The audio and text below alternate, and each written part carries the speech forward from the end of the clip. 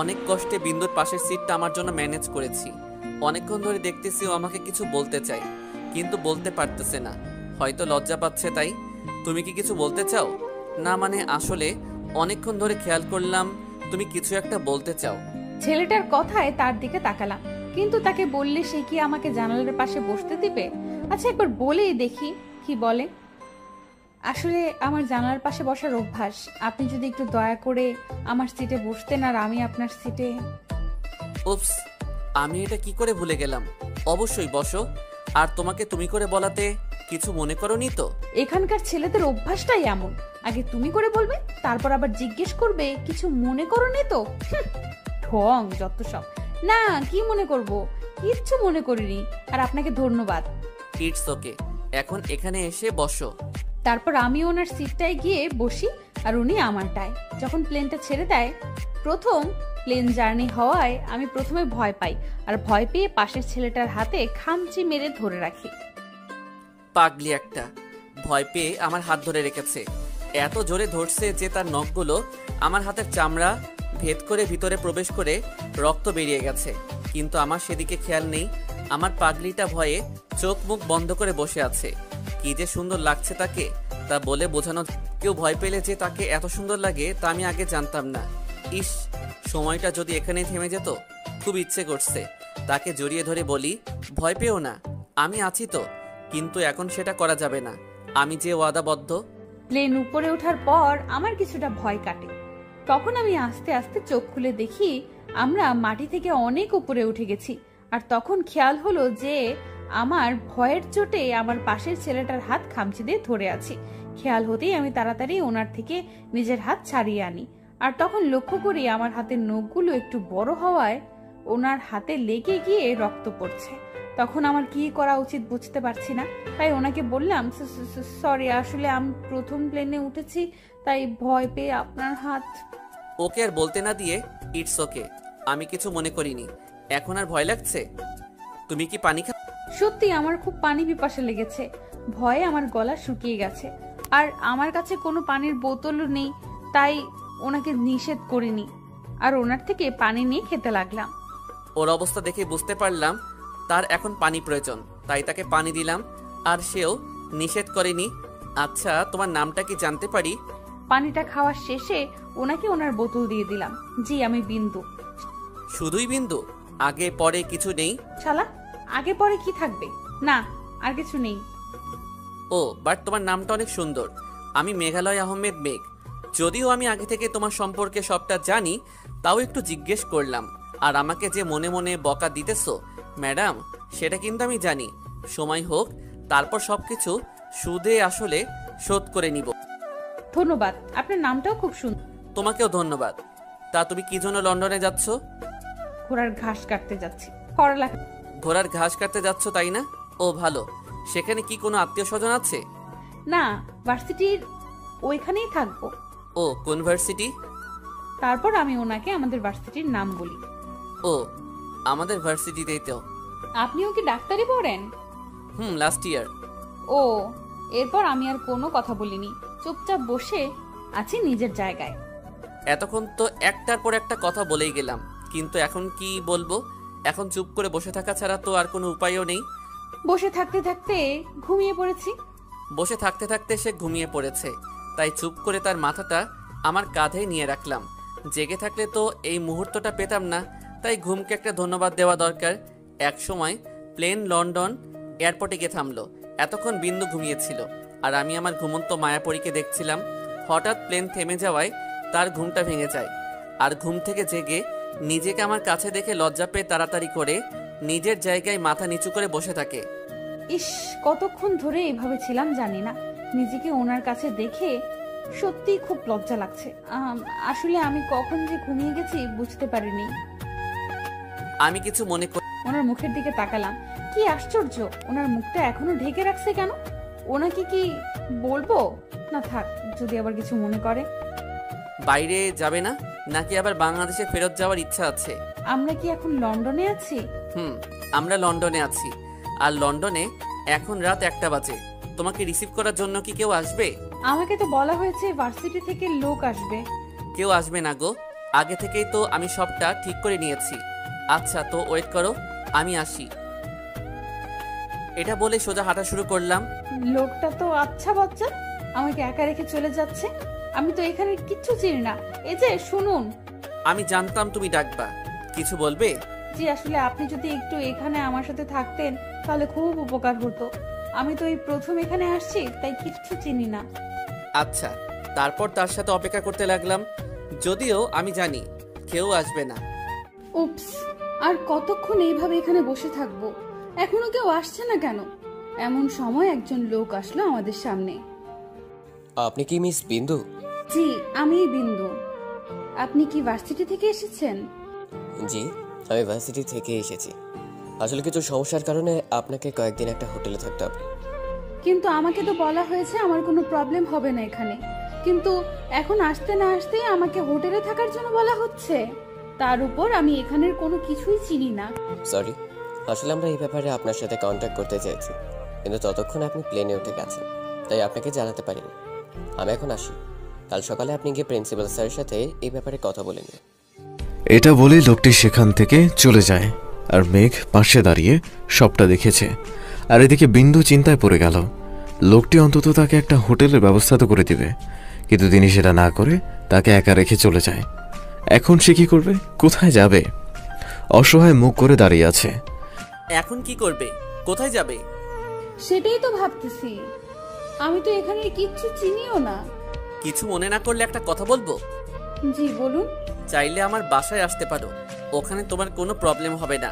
বাসায় আমার মা, বাবা আর ছোট বোন আছে। ভেবে দেখো, এখন তোমাকে এখানে একা রেখে যাওয়া পসিবল না। সব দেশেই মানুষ নামের অমানুষগুলো সবসময় ওত পেতে থাকে, কখন কার উপর হামলে পড়বে। তাই বলছি, আমার সাথে চলো। ওনার কথাগুলো ঠিক, কিন্তু ওনার সাথে না গিয়ে তো কোনো উপায় নেই। আচ্ছা চলুন। তারপর ওনার সাথে ওনার বাসায় চলে আসি। পথে ওনার সাথে আর কোনো কথা বলিনি। হঠাৎ মনে পড়লো বাসায় তো কল দিতে হবে। আপনার ফোনটা একটু দিবেন? এই নাও। ধন্যবাদ। তারপর ওনার থেকে ফোনটা নিয়ে আপুকে কল দিয়ে আপুর সাথে আর মার সাথে কথা বলিনি। এই নিন আপনার মোবাইল। আর আমাকে এত সাহায্য করার জন্য আপনাকে অনেক অনেক ধন্যবাদ। সত্যি, আর যদি আপনি আমাকে হেল্প না করতেন তাহলে আমি কোথায় যেতাম আজ? আমি ঋণী আপনার কাছে। আমার কাছে যেহেতু তুমি ঋণী, তাহলে তো তোমার ঋণ শোধ করতে হবে, তাই না? রাইট? ওনার কথা শুনে টাসকি খেয়ে গেলাম। কি বলে এই ছেলে? আমি এখন কিভাবে ঋণ শোধ করব? আচ্ছা, ভয় পেতে হবে না, সময় হোক, তারপর আমি চেয়ে নিব তোমার কাছে। আপনার সাথে যদি আর দেখা না হয় তখন কি করে আমি আপনার ঋণ শোধ করব? পৃথিবীটা কমলা লেবুর মতো গোলাকার, হয়তো আবারও আমাদের দেখা হবে, তখন না হয় শোধ করে নিও। এখন গাড়ি থেকে নামো। খুব সুন্দর একটা বাড়ির সামনে এসে গাড়িটা থামলো। পুরো রাজপ্রাসাদের মতো বাড়িটা। আমার জীবনে আমি এত সুন্দর বাড়ি কখনো দেখিনি। আমরা কি এসে গেছি? জি ম্যাডাম, আমরা পৌঁছে গেছি। এখন আমার সাথে চলুন, খুব ক্লান্ত লাগছে শরীরটা। মাথা নাড়িয়ে সায় জানালাম। এরপর ওনার পেছন পেছন বাড়িটার দিকে যেতে লাগলাম। উনি গিয়ে কলিং বেলটা বাজিয়ে দিলেন। এরপর একজন মহিলা এসে দরজাটা খুলে দিল।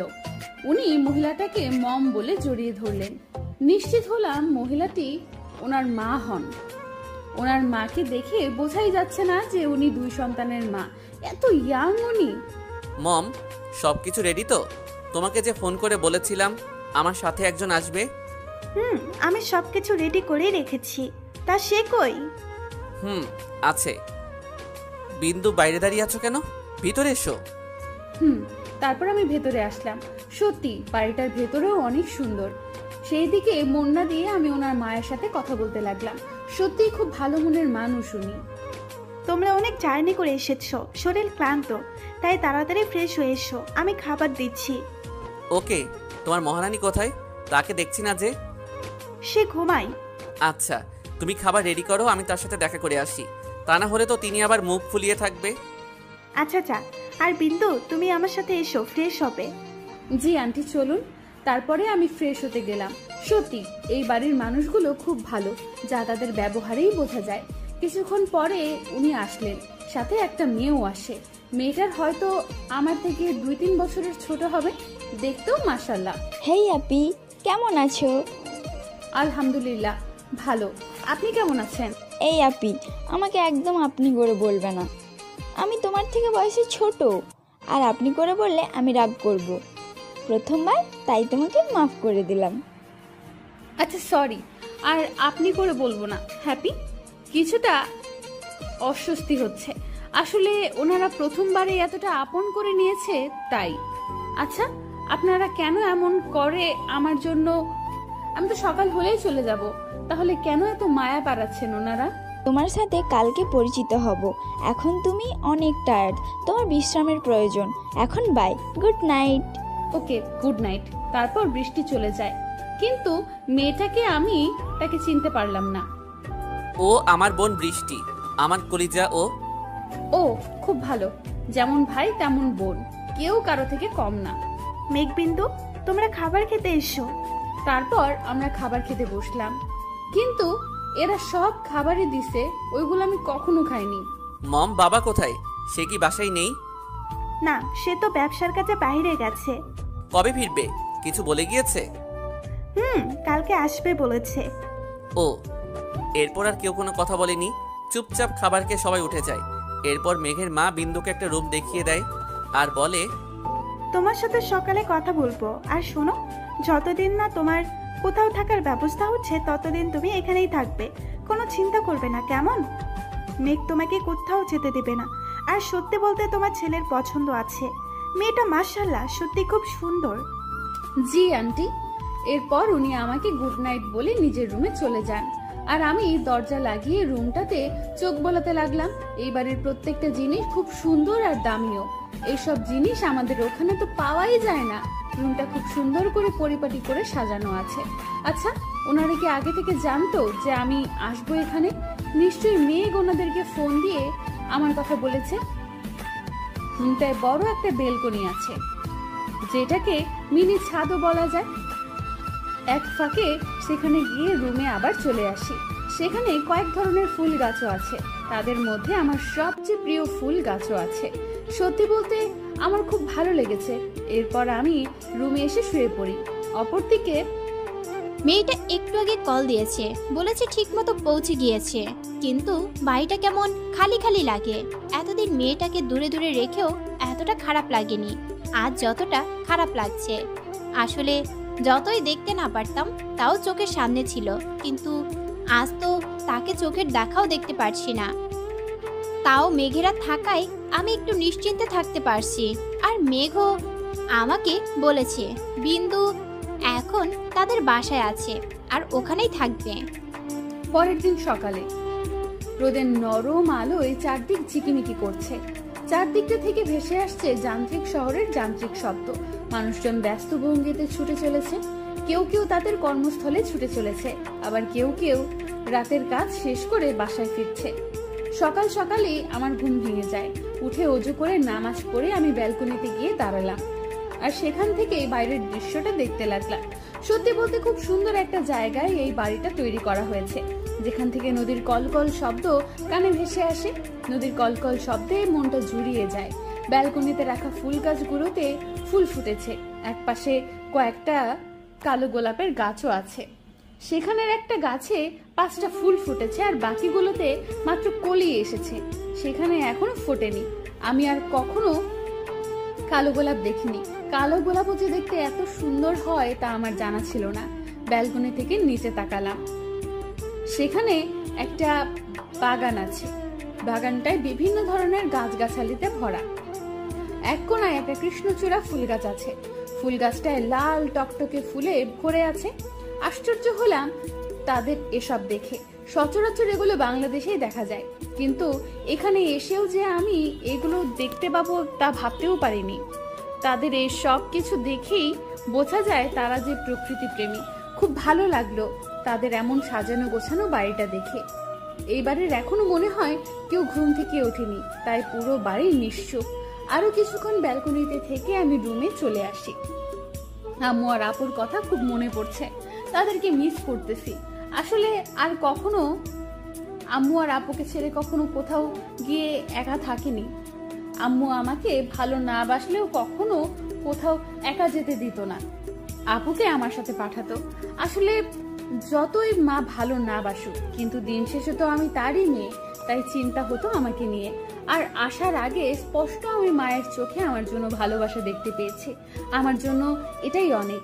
এসব ভাবতে ভাবতে কখন যে আবার ঘুমিয়ে পড়েছি ভাবতেই পারিনি। হঠাৎ দরজায় কড়া নাড়ার শব্দে আমার ঘুম ভেঙে যায়। আমি উঠে গিয়ে দরজাটা খুলি, দেখি সেখানে বৃষ্টি দাঁড়িয়ে আছে। গুড মর্নিং আপু। Good morning. চলো আমরা বাগান থেকে ঘুরে আসি। ওকে চলো। তারপর আমি আর বৃষ্টি বাগানে যাই। মেয়েটা সত্যি খুব চঞ্চল প্রকৃতির আর মিশুক স্বভাবের, যে কোনো মানুষকেই 1 মিনিটে আপন করে নিতে পারে। তোমার বাসায় কে কে আছে? মা আর আপু। ও, তোমার বাবা নেই? না, আমার 1 বছর বয়সে বাবা মারা যায়। ও সরি, তোমাকে কষ্ট দিয়ে ফেললাম। না না, ঠিক আছে, আমি কিছু মনে করিনি। আচ্ছা চলো আমরা এবার বাসায় ফিরে যাই। আজ তো ফ্রাইডে, তোমার ভার্সিটি অফ আর আমার কলেজ অফ।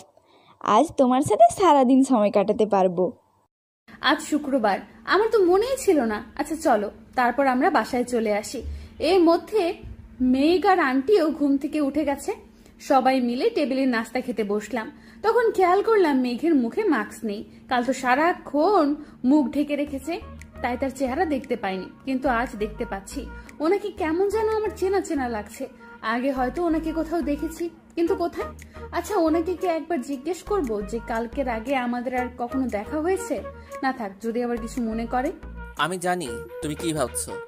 আমাদের আগেও দেখা হয়েছে, কিন্তু তুমি সেদিন আমার মুখের দিকে একবার তাকিয়ে মাথাটা যে নিচু করেছো আর উপরে তোলনি, তাই তোমার মনে পড়ছে না আমাকে যে আগেও দেখেছো।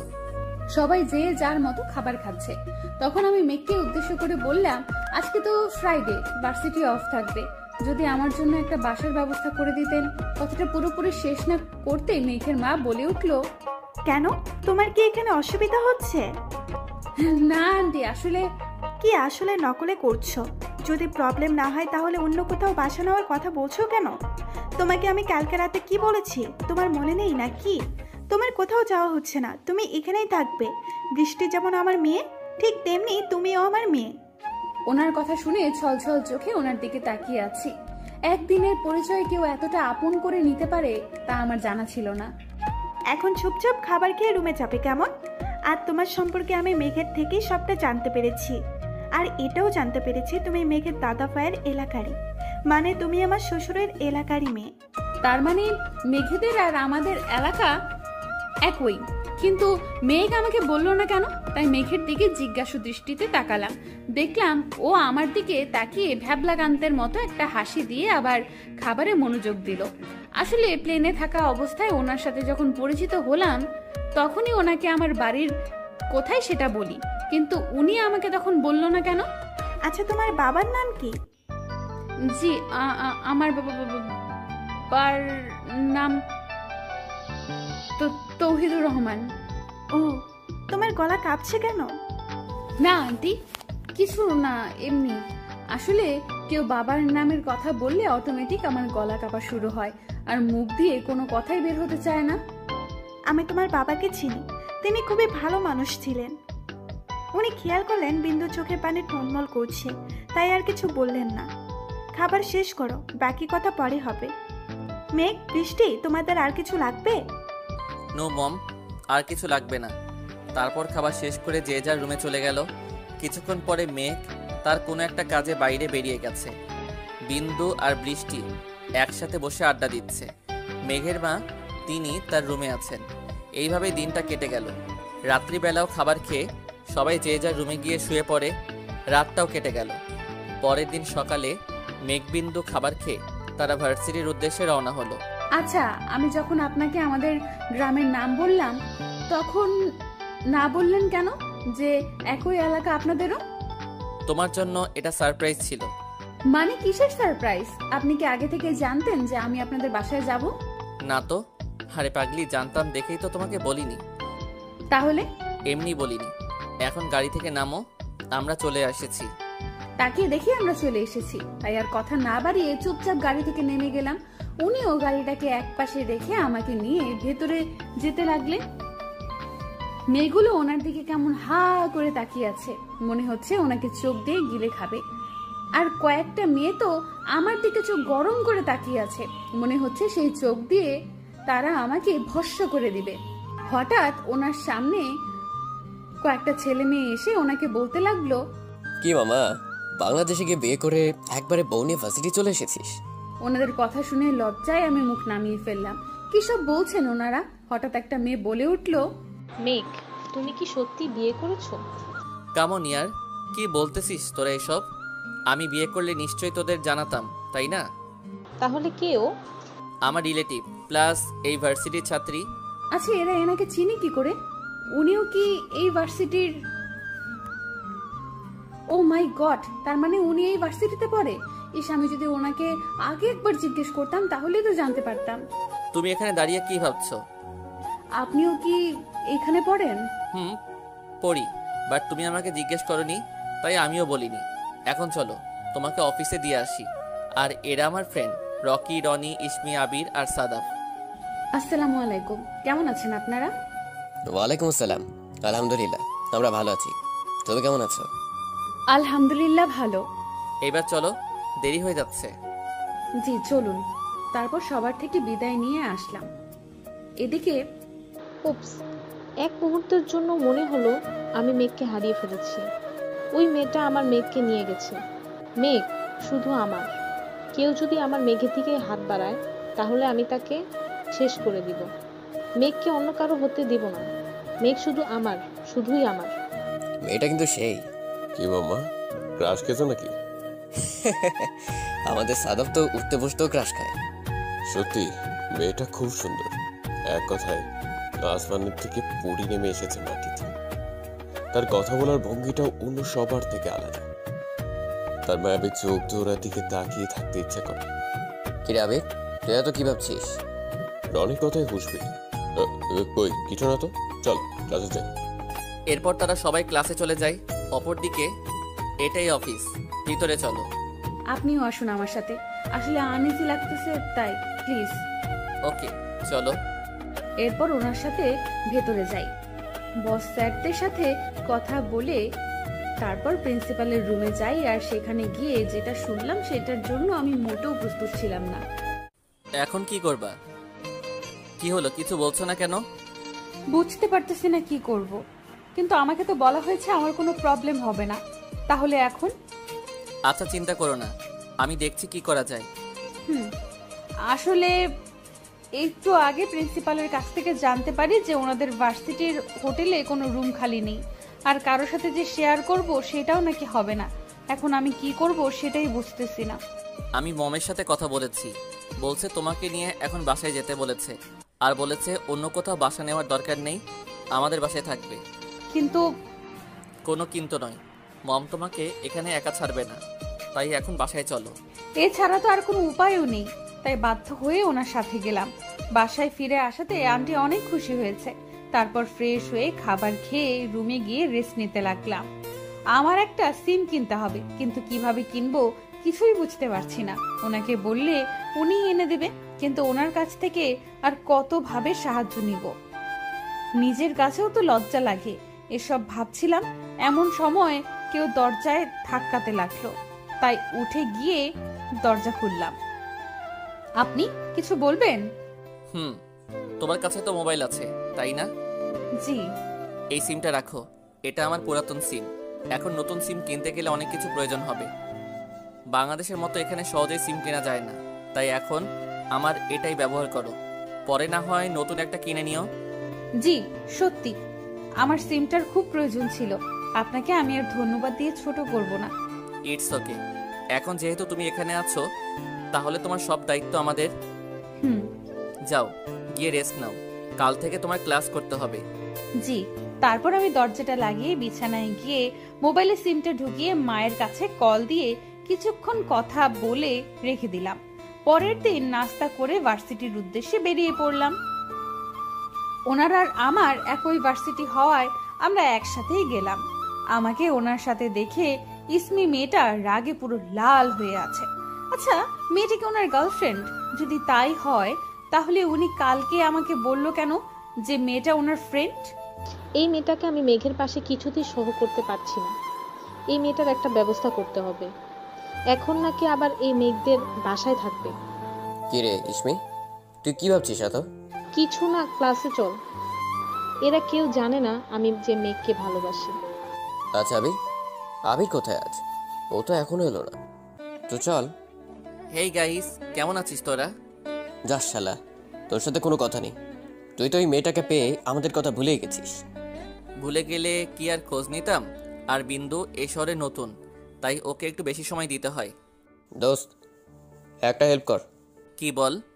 ওর সাথে আমার একটু লাইনটা করে দে না প্লিজ। সে তোদের ভাবি হয় শালা। মানে? তোদেরকে বলেছি না আমি একটা মেয়েকে ভালোবাসি? তার মানে এই সেই বিন্দু? আমার ভালোবাসা। কি বলছে এসব মেঘ? এই মেয়েটাকে সে ভালোবাসে, কিন্তু মেঘ, আমি তো জানতাম না তুমি কাউকে ভালোবাসো। এখন তো জেনেছিস। আজ প্রায় 4 বছরের মতো মেঘ বিন্দুকে ভালোবাসে। একবার দেখে ভালোবেসে ফেলেছে, আর আজ তাকেও খুঁজে নিয়ে এসেছে। মেঘ শুধু আমার, মেঘকে আমি অন্য কারো হতে দেব না। মেঘকে পাওয়ার জন্য যদি ওই মেয়েটাকে খুন করতে হয় তবে আমি তাই করব। ক্লাসে চল, দেরি হয়ে যাচ্ছে। চল। অপরদিকে তুই বিন্দুকে এই শহরে এনে খুব বড় ভুল করেছিস। আমি থাকতে তুই কখনো বিন্দুকে পাবি না। বিন্দু শুধু আমার, শুধুই আমার। তুই সবসময় আমার থেকে আমার সবকিছু কেড়ে নিয়েছিস, ঠিক তেমনই আমিও তোর থেকে বিন্দুকে কেড়ে নিব। তুই কোনোদিনও বিন্দুকে পাবি না। সুন্দরভাবেই প্রথম ক্লাসটা শেষ করলাম। যদিও প্রথমে একটু ভয় ভয় ছিলাম, আমার মতো এমন অনেকেই মা বাবার নিজেদের স্বপ্ন পূরণ করতে নিজের পরিবারকে ছেড়ে এখানে এসেছে।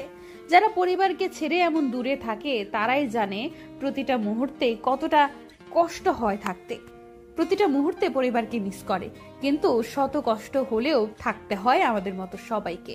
কি ভাবছো তুমি? কিছু না, চলুন। চলো। আর ক্লাসটা কেমন লাগছে? ভালো। গুড। চলো তাহলে, একটু তাড়াতাড়ি বাসায় যেতে হবে। আম্মু কল দিয়েছে, বাবা বাসায় এসেছে। ও, তারপর আমরা বাসায় ফিরে আসি। ওনার আব্বুর সাথে পরিচয় হলাম। কথায় কথায় জানতে পারলাম উনি আব্বুর বন্ধু। এই বাড়ির প্রত্যেকটা মানুষই খুব ভালো। সত্যি, আর যদি ওনারা না থাকতো তাহলে আমার যে কি হতো। এইভাবেই দিন কাটতে লাগলো। দেখতে দেখতে 2টা বছর কেটে গেল। আঙ্কেল আন্টি কখনো আমাকে পর করে দেখেনি। বৃষ্টিকে যেমন ভালোবাসে তেমন আমাকেও ভালোবাসে। ভালোই দিনগুলো কাটতেছিল। হঠাৎ একদিন একটা ফোন কল আসে, আর ফোনটা রিসিভ করার পর যা শুনতে পারলাম তার জন্য আমি মোটেও প্রস্তুত ছিলাম না। আমার পায়ের নিচ থেকে মাটি সরে গেল। নিজেকে সামলাতে না পেরে একটা চিৎকার করেই সেন্সলেস হয়ে যাই। এরপর আমার আর কিছু মনে নেই। আমি বিন্দু আপির রুমের সামনে দিয়ে যাচ্ছিলাম, তখন ওর চিৎকার শুনে আমি তার রুমে যাই। সেখানে গিয়ে দেখি সে সেন্সলেস হয়ে পড়ে আছে। ভাইয়া, মম, বাবা, কই তোমরা?